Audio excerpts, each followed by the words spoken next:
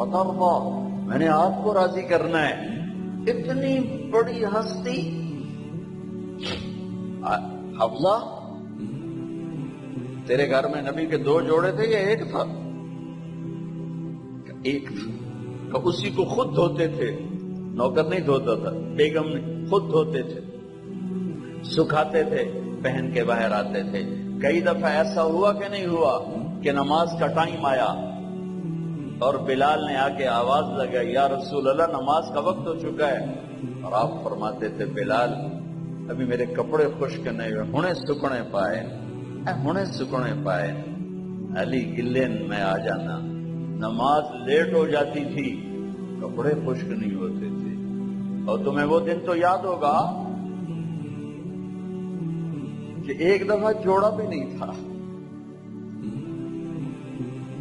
ایک چادر ہی تھی، اسی کو گلے میں اور بدن پہ لپیٹ کے نماز پڑھائی تھی. اور تمہیں وہ بھی یاد ہوگا کہ ایک دفعہ چادر بھی نہیں تھی تو ایک انصاری عورت سے کپڑے ادھار مانگ کے جا کے نماز پڑھائی تھی.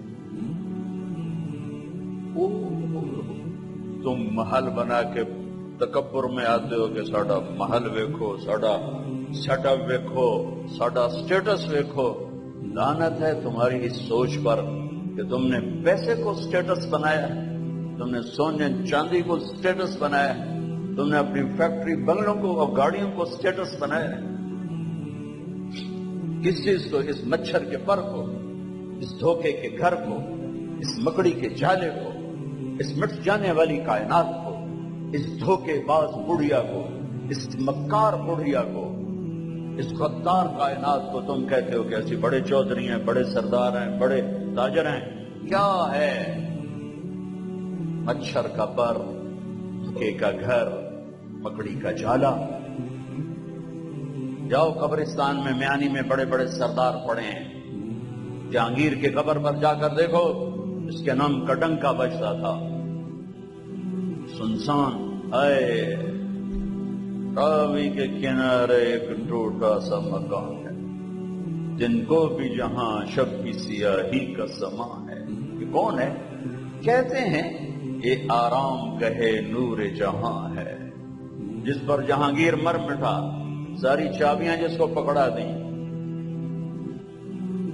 دن میں بھی شب کی سیاہی کا سما ہے.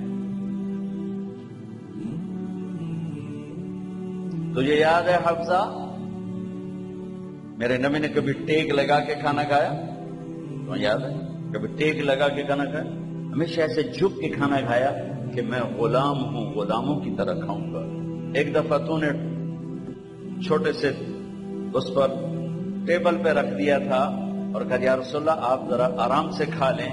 تو آپ نے کھانا اٹھا کے زمین پہ رکھ کے کہا تھا، حفصہ میں غلام ہوں، میں غلاموں کی طرح کھانا کھاؤں گا.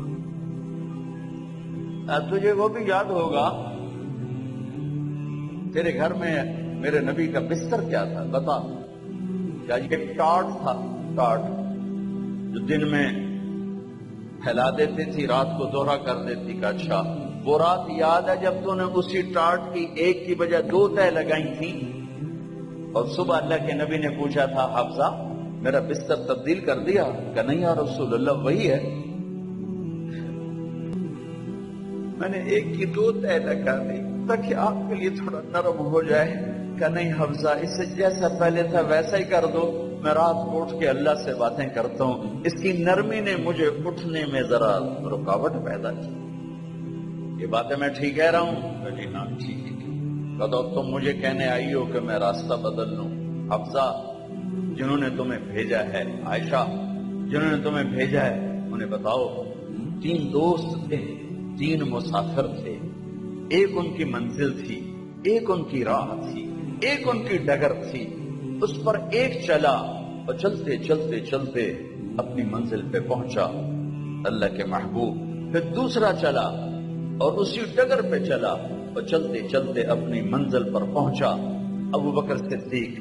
اب تیسرا چل رہا ہے، اگر انہی کی راہ پہ چلے گا تو ان تک پہنچے گا، ادھر ادھر ہو گیا دھول بھٹک جائے گا۔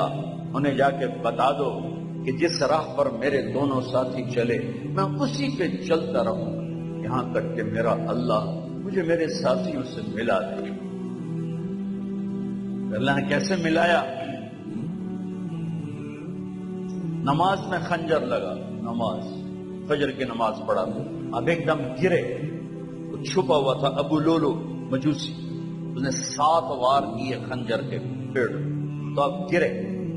تو پہلی صف والوں کو تو پتا تھا، پیچھے نہیں، تو عبد الرحمن بن عوف لپک کے آگے مصلی پہ کھڑے ہو کے نماز شروع کر دی، اور چند آدمی اس کو پکڑنے کے لیے بھاگے، پھر اس نے آگے جا کے اپنے آپ کو خنجر مار کے اس نے خودکشی کر لی۔ اٹھا کر مکان پر لے گئے، دودھ پلایا گیا تو وہ آنکھوں سے باہر نکل گیا، کہنے لگے موت کا پیغام آ گیا ہے۔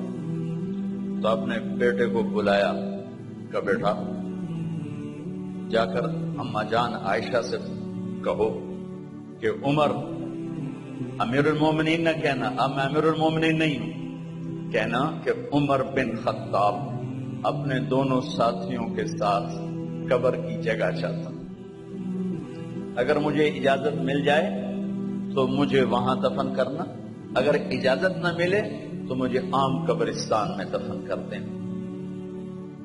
عبداللہ بن عمر تشریف لے گئے تو اما عائشہ بیٹھی رو رہی تھی کہ اما جان میرا باپ عمر بن خطاب اجازت چاہتا ہے قبر کی اپنے دونوں ساتھیوں کے ساتھ۔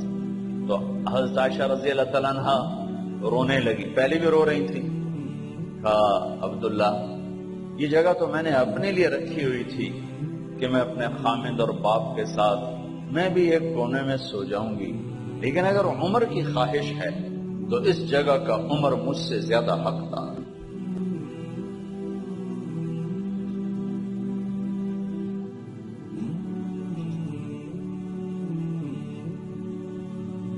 بیٹے نے آ کر کہا ابا جان مبارک ہو، اجازت ہو گئی۔ کہا بیٹا ہو گئی، لیکن جب میری میت اٹھاؤ تو دروازے پر جا کر رکھنا اور ایک دفعہ دوبارہ پوچھنا، ہو سکتا ہے میرے شرم میں اجازت دی ہو اور میرے مرنے کے بعد انکار فرما دیں، تو ایک دفعہ دوبارہ پوچھنا، اس وقت بھی اجازت ملے تو پھر لے جانا ورنہ واپس لے جانا۔ حضرت علی اور حضرت حسن تشریف لائے جس دن انتقال ہو رہا ہے،